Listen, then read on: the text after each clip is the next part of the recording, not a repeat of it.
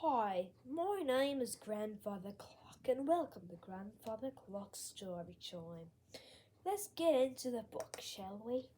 Today we're reading Mary Engelbreit's The Nutcracker. Let's get into it. Let me just take off my glasses here. Oh, my ear. Oh, my hair is falling out. Okay, let's get into it, shall we? Ooh, what a cover. Ooh! We got the house. Not the cracker. Gosh dang stupid pages. Drosselmeyer's Toy Shop. Once upon a time, the Nutcracker had been placed under a terrible spell. I changed him from a handsome prince to an ugly thing.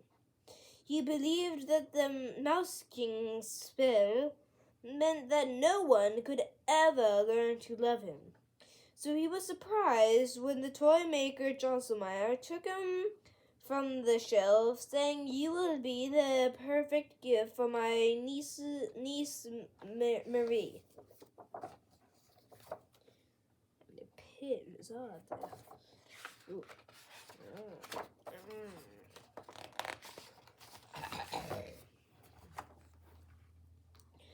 As their car rolled into the night, the Nutcracker wondered what was in store.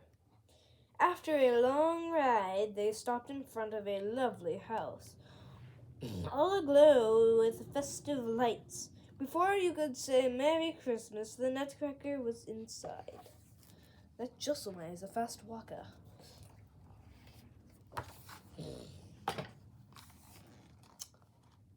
Marie and her little brother Fritz, what a name, waited by the beautiful Christmas tree in the living room, excited to get their uncle a hush. What? To greet their uncle, sorry. A hush fell over the guests as the toy maker unveiled his gifts. Wait a second, does unveil make sense? Unveiled. Try unveiled. Unveiled. Mm-hmm. I know how to pronounce the word, I just couldn't pronounce it. Okay. I know how to the word, but I can't pronounce it right. That's okay, Grandfather Clock, you're doing great. Oh, I thank you, you gosh dang daughter-in-law. Drosselmeyer gave Fritz a box of magnificent toy soldiers. Turning to Marie, he presented two large dolls. Harley Quinn. That's a hard one. Let's break it down. Harlequin and Clumbite. Let's break that one down. Columbine. Columbine. Good. Are they trying to write combine? Harlequin and Columbine. Columbine is the name of a flower, and Harlequin is the name of a kind of a clown, dancing clown. But okay.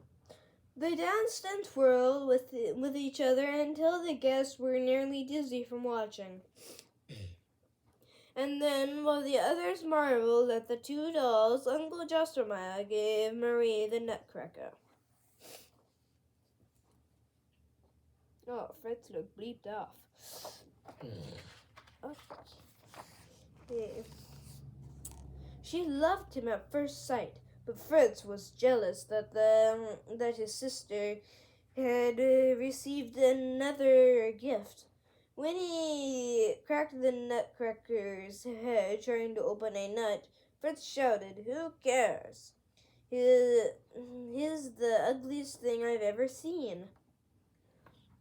Marie cried as she bound the Nutcracker's head with a silk red ribbon. "You're not ugly to me," she whispered, putting him to rest under the Christmas tree. Poof, humbug. Boom, boom. Marie was awakened with a terrible fright. Drosselmeyer sat on the booming grandfather clock. They stole my name. Sprinkling magic into the air. Below him, the floor began to shake.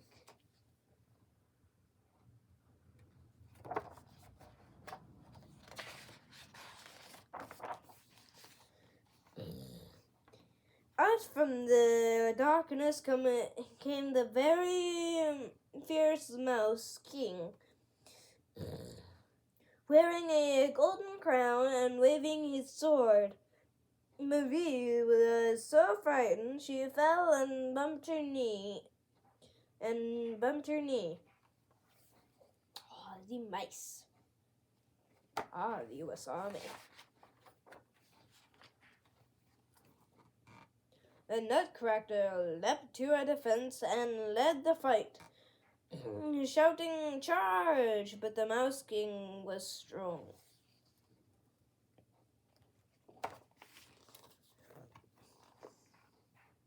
Just when all seemed hopeless, Marie threw her shoe at the Mouse King and saved the Nutcracker.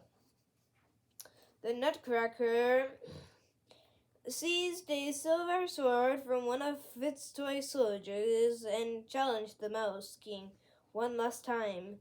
The battle was fierce, yet by the stroke of midnight the Nutcracker had claimed his victory, and the spell was broken. The Nutcracker was himself again.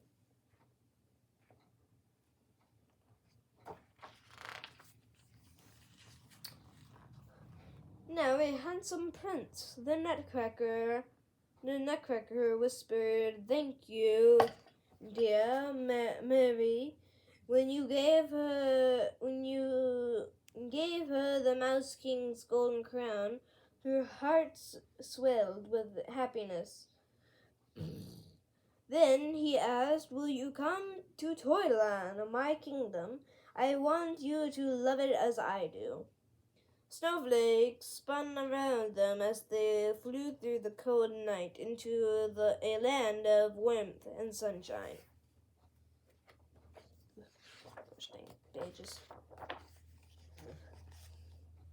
They passed through a forest where golden fruit grew on every branch, and the smell of Christmas and candy floated around them. Soon they came upon a little gathering of dancers who played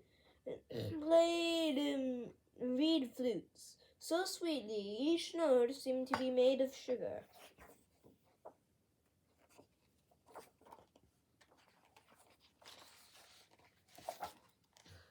Then Marie saw a beautiful lady coming toward them from a distance. This is the Sugar Plum Fairy," the prince said. "She watched over Toyland while I was under the spell." The flute music floated in the air as Sugar Plum Fairy led them across the kingdom to the prince's gingerbread castle.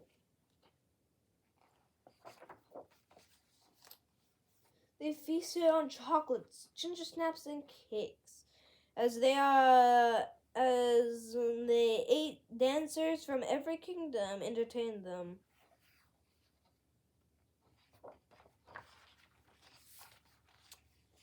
At last, the prince asked Marine to dance with him. As the moon glimmered above them, she whispered, "I love you, my Nutcracker." Oh, great, and I have to read this.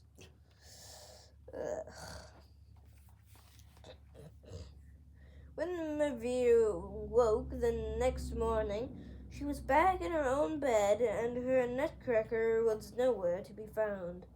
She ran downstairs to search for him, and found her Uncle Drosselmeyer. Behind him was her prince. The prince said, "By loving me, desperate my appearance, you set me free." So the word is not desperate. Let's go back up and look at that word. So the prince said, "By loving me," what is that word? Despite my appearance, you set me free from the Mouse King's spell.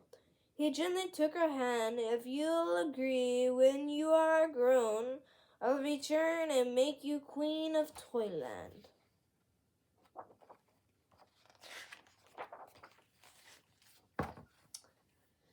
And in that magical place, they lived happily ever after. Why did I have to read this book? But yet, it is the end. See you in the next one.